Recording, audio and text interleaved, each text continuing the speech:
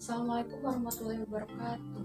Perkenalkan, nama saya Reza Anissa Nurul Isnaini, NIM 11020201999. Di sini saya akan memaparkan hasil resume saya mengenai kurikulum pesantren. Seperti yang kita ketahui bahwa kurikulum itu berasal dari bahasa Latin, yaitu dari kuro dan pula, yang berarti lapangan atau pacuan kuda, jarak tempuh lari, kereta balap, dan lain-lain. Kurikulum adalah suatu rencana kegiatan belajar bagi peserta didik di sekolah atau sebagai suatu perangkat tujuan yang hendak dicapai. Menurut Luckenspiel, kurikulum pesantren ini terbagi menjadi 4 bentuk. Yang pertama adalah kurikulum berbentuk pendidikan agama Islam, yang kedua kurikulum berbentuk pengalaman dan pendidikan moral, yang ketiga kurikulum berbentuk sekolah dan pendidikan umum, dan yang keempat adalah kurikulum berbentuk keterampilan dan kursus. Jemak Sharidovier menyatakan bahwa tujuan utama pesantren adalah semata-mata untuk belajar memenuhi kewajiban dan mengabdi kepada Allah Subhanahu wa Ta'ala.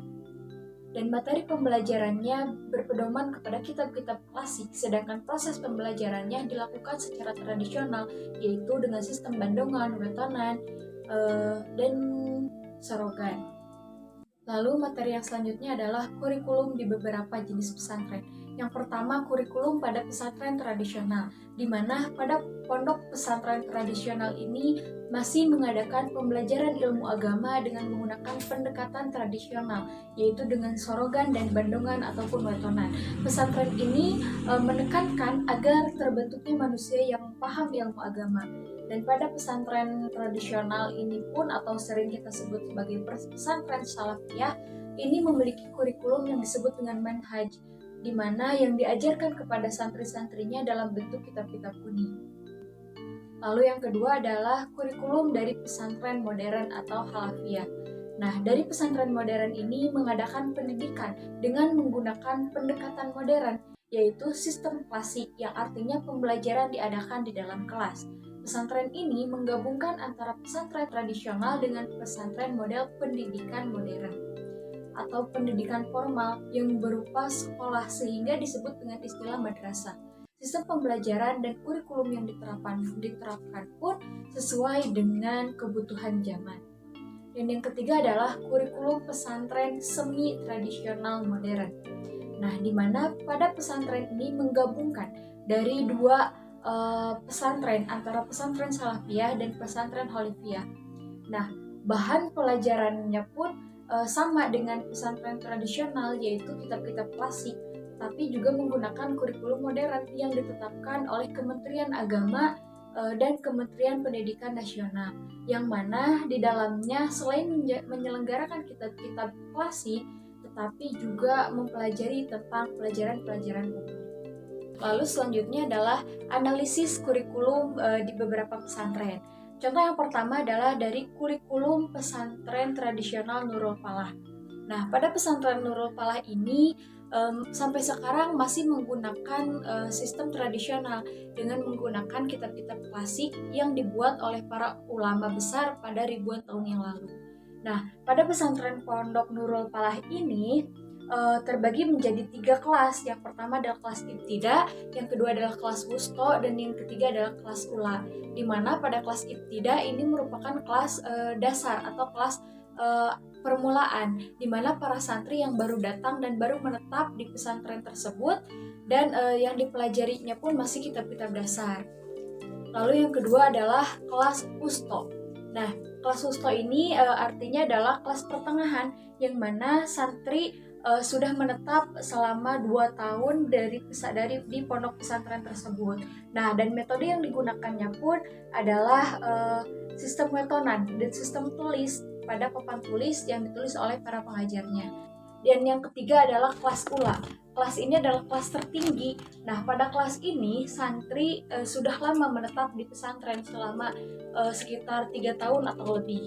Nah, metode yang digunakan pada kelas ini pun adalah sistem wetonan dengan mempelajari dan membahas kitab-kitab klasik itu sendiri.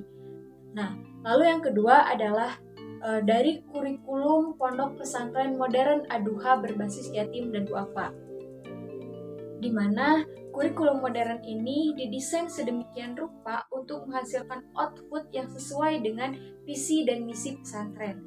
Pondok pesantren ini merupakan salah satu pesantren yang berada di Kabupaten Sukoharjo yang menyelenggarakan pendidikan SMA di dalamnya. Nah, pesantren ini mengelola anak yatim dan duafa dari berbagai daerah di Jawa Timur hingga luar Jawa. Nah, santri-santri yang belajar di sini itu selama 24 jam diwajibkan mengikuti semua kurikulum yang diberikan oleh pesantren, baik itu kurikulum pesantren kedinasan maupun kurikulum diniyah pesantren itu sendiri. Lalu pesantren Aduha ini juga sudah menggunakan kurikulum 2013. Untuk melaksanakan kurikulum yang diterapkan, maka pesantren ini melaksanakan pembelajaran yang terbagi dalam ketiga kelompok. Yang pertama adalah pendidikan formal, di mana ini dilaksanakannya di pagi hari. Dan yang kedua adalah pendidikan keterampilan yang dilaksanakan pada sore hari. Dan yang ketiga adalah pembelajaran atau kajian kitab kuning dan praktek kebahasaan yang dilakukannya adalah pada malam hari. Nah, lalu yang ketiga adalah kurikulum semi tradisional modern pada pesantren Tebu Ireng.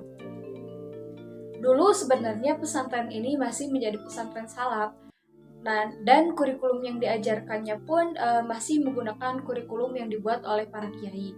Namun sekarang pesantren Tebu Ireng ini sudah mengikuti kurikulum pesantren yang disesuaikan dengan kurikulum pemerintah. Dengan memasukkan kurikulum pemerintahan tersebut ke dalam pesantren yang sifatnya bervariasi. Di antaranya adalah pesantren memasukkan pendidikan agamanya sebanyak 30% dan umumnya 70%. Dan begitupun sebaliknya. Setelah munculnya Undang-Undang SKKB bahwa pesantren harus memasukkan standar nasional pendidikan dengan memasukkan pemerintahan ke dalamnya. Lalu pesantren Tebu Ireng ini juga menggunakan kurikulum yang bersifat konservatif.